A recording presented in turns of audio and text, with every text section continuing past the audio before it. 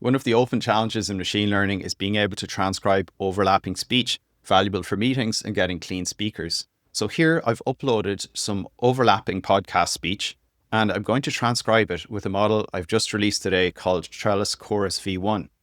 And this is a single model that allows you to cleanly get transcripts for two speakers. You know what's crazy? That all of this is real. Yeah. Don't you think so? Pretty good. Like all this AI stuff and all this Bay Area, that it's happened. Like, isn't it straight out of science fiction? Yeah. Another thing that's crazy is like how normal. This is Chorus V1, and it's a model that solves the problem of transcribing overlapping speakers. It does so in quite a simple way that I didn't expect would work, by training with a token for the first speaker to talk and a token for the second speaker to talk, and training each of those just on the voice associated with that speaker. So the first speaker's voice for the first token, the second speaker's voice for the second token. And this simple approach seems to work surprisingly well with some fine-tuning of a pre-trained Whisper model.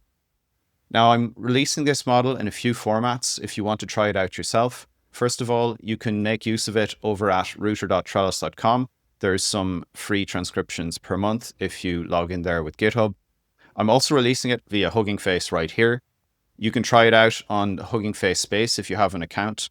Notice that this will run on GPU, so it will be slower than what I showed, but you can still transcribe and then... Pretty good. Like all this AI stuff and all.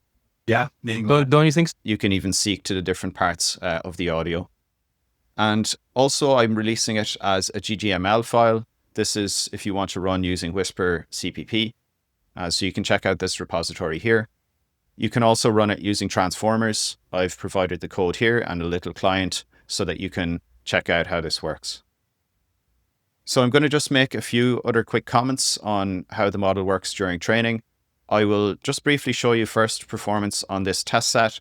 So I tested it on the test split of AMI, which is an overlapping meeting type of speech. AMI does have 4 speakers in it.